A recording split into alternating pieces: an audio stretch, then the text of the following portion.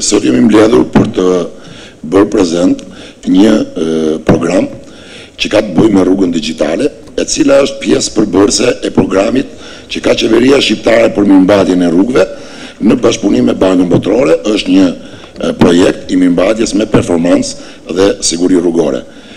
Është një kontratë e lidhur para pak kohësh, gati një vit e pak, një kontratë e cila ka pas problematikën e vet. Autoriteti rrugor në bashkëpunim të ngushtë me Bankën Botërore në muajin mars ka bërë amendimet për të bërë të mundur që kjo kontratë të ecë më mirë, sepse ka pasur një problematik goxha të madhe në zbatim. Dhe ne jemi sot në kontratën e mirëmbajtjes në një histori suksesi. Jemi duke ecur shumë mirë në mirëmbajtjen rutim, në emergjencat rrugore, në rehabilitimet dhe në mirëmbajtjen ndihmërore. Pjesë e këtij programi është dhe rruga digjitale, ose e thënë më shkoqur, më shqip, është një platformë e cila bën të mundur që qytetarët të jenë në bashkëpunim të ngushtë me autoritetin rrugor për gjitha problematikat që ka në rrugë, qoftë me mirëmbajtjen, qoftë me sinjalistikën, qoftë me shpronësimet, gjithashtu dhe për të gjithë gjërat që mund të ndodhin në rrugë. Çfarë do të thotë kjo? Kjo do të thotë që ne duhet të kuptojmë të gjithë që rruga është një pasuri publike, është pronë e përbashkët dhe nuk mund ta mirëmbajmë dot vetëm autoriteti rrugor nëpërmjet kompanive, po mirëmbahet duke bërë një bashkëpunim të ngushtë të qytetarëve me autoritetin rrugor, i cili është autoriteti përgjegjës për të bërë mirëmbajtjen e rrugëve. Në thelb mirëmbajtja e rrugëve ka dy elementë. E para është për të mirëmbajtur investimet që kemi dhe për të zgjatur jetën vepra publike, rrugët në rastin konkret, por nga ana tjetër ka një element shumë të rëndësishëm që ka të bëjë me sigurinë rrugore. Dhe siguria rrugore është elementi për të cilin autoriteti rrugor, po gjithë shoqëria sot i kushton një vëmendje të veçantë, sepse ka të bëjë drejt për drejt me jetën e qytetarëve. Unë dua t'ua shpjegoj edhe për publikun dhe për ju se çfarë është rruga digjitale, si funksionon dhe sa është e mundur që ne të bashkëpunojmë me këtë platformë të rrugës digjitale. Honorable Minister Gjiknuri, Mr. General Director of ARA, dear colleagues and distinguished guests, I am delighted to participate in this launch event of the Social Transparency System and Grievance Redress Mechanism, which is directly linked with the Bank Finance Results-Based Road Maintenance Project.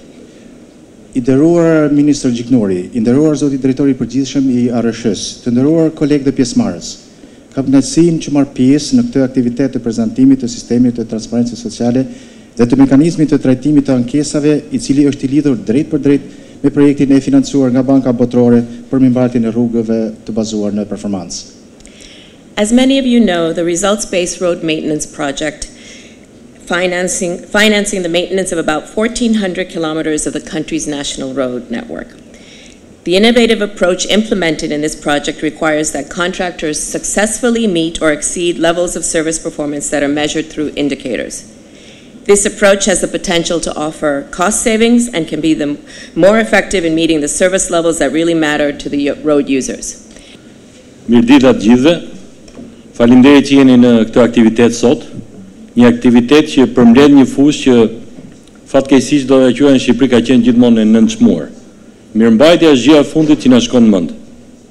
Mendojmë se kur investojmë veprën, vepra do të jetojë vetë, po ndërkohë ajo vepër kërkon mirëmbajtjen e duhur që vepra të ketë jetëgjatësi. Dhe fatmirësisht për herë të parë, qeveria shqiptare me mbështetje të Bankës Botërore, fal edhe një kredie të butë dhe mbështetje së buxhetit shqiptar, po në fundit të gjitha këto para do të paguhen nga buxheti i shtetit, ka bërë të mundur një ndërhyrje të vërtet për mirëmbajtjen e gjithë akseve kryesore kombëtare, pra rrjetit prej 1332 kilometra, rrjet që është zgjedhur të jetë pjesë e këtij projekti. Rezultatet e para po duken. Janë gati 70 milionë euro që mendohet të investohen në 5 vitet e ardhshme në këtë rrjet dhe rezultatet e para shqiptarët kanë pasur mundësi të shikojnë edhe sot. Keni parë ndërhyrje serioze si në segmentet për pjesën e jugut, me zonën e Fierit, Levanit, ndërhyrje në rrugët bregdetare, ndërhyrje emergjente në shumë zona të Shqipërisë, si dhe ndërhyrje shumë të thella në shtresa dhe gati rindërtim rrugësh në pjesë të caktuara, siç ishte rasti i Pogradecit, siç është rasti i rrugës Burrel-Klos, apo rrugë të tjera që vazhdimisht kanë qenë problematike për mbi 20 vjet për qytetarët shqiptar dhe për motoristët që udhtojnë ato. Pra praktikisht rezultatet e këtij programi janë të dukshme.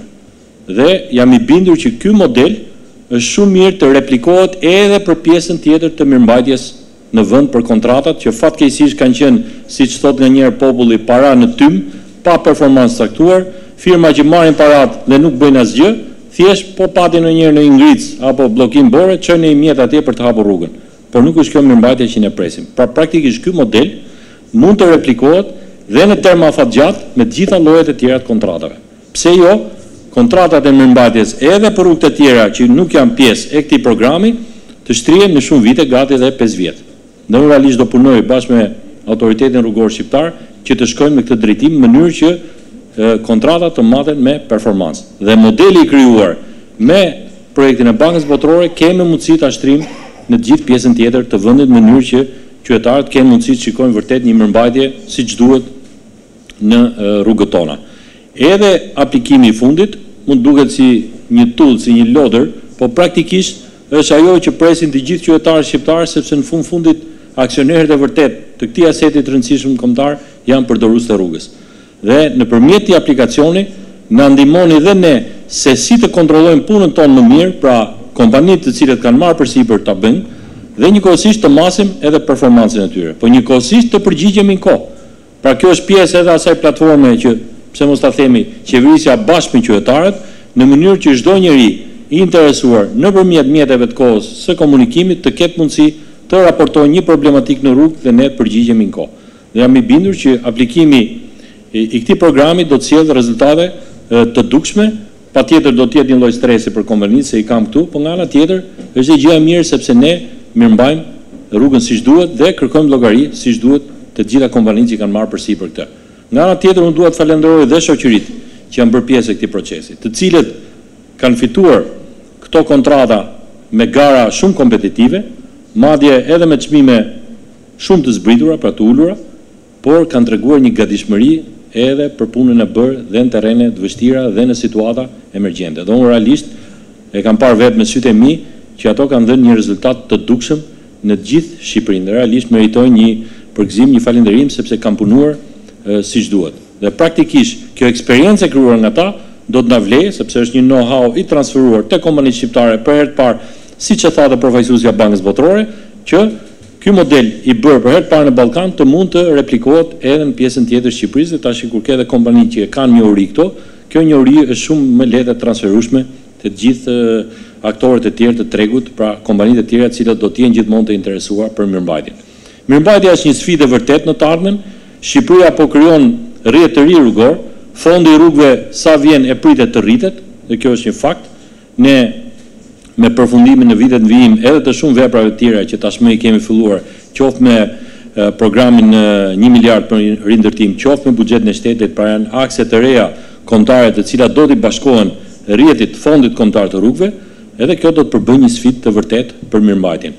Kështu që realisht përdoruesit do të jenë dhe kontribues të këtyre, ne kemi thënë, qasja në perspektivë do të jetë që përdoruesit jenë pjesë, po momenti që edhe pjesë dhe kontribon në mirëmbajtjen e rrugës, patjetër ka edhe drejta dhe përdorimi i një aplikacioni të tillë të bën vërtet një aksioner me drejta plota për të kërkuar llogari me atë çka është bërë me paratë investuara në mirëmbajtjen e rrugës. Unë dua të falenderoj Bankën Botërore për mbështetjen që na ka dhënë. Ne së bashku po punojmë me Bankën Botërore shumë shpejt edhe për një plan tjetër se si të ngrëmë brenda autoritetit shqiptar, edhe nëse në të ardhmen do të kemi rrugë të tjera të cilat kontribuesi të mund të kontribuojë me pagesë për mirëmbajtjen e rrugëve, këto para të administrohen nga autoriteti rrugor shqiptar në mënyrë që të krijojnë të ardhurat mjaftueshme për të investuar përsëri në mirëmbajtjen e rrugëve. Pra, jo më thjesht me modelin që ti marrin thjesht privatët, por autoriteti, siç e kanë shumë vende, të ketë mundësi të atje ku ka gjithmonë rrugë alternative dhe ku është e mundur pagesa për mirëmbajtjen e rrugëve, nëpërmjet mbështetjes të një projekti me Bankën Botërore, po punojmë për të bërë një skemë ku të kemi një ndërmarrje shtetërore apo një njësi ekonomike brenda autoritetit rrugor për ta mirë menaxhuar këtë gjë. Dhe kjo do të jetë edhe shumë e ndershme me publikun dhe në fundit shteti shqiptar, autoriteti rrugor është pjesë e shtetit shqiptar dhe shteti shqiptar janë gjithë shqiptarët aksionerë dhe kontribues në këtë. Prandaj them që gjithë ky mekanizëm, qoftë raportimi, qoftë kontributi do na bëjë që ne të kemi vërtet rrugë më të mira me standarde më të larta. Unë kam thënë, infrastruktura është gjë e vështirë se kërkon shumë para. Infrastruktura është ndërmarrje shtrenjtë. Është ndërmarrje që vazhdimisht, por të paktën ato asete që kemi investuar, ne duhet të mirëmbajmë sepse ndryshe do të na kushtoj shumë më shtrenjtë.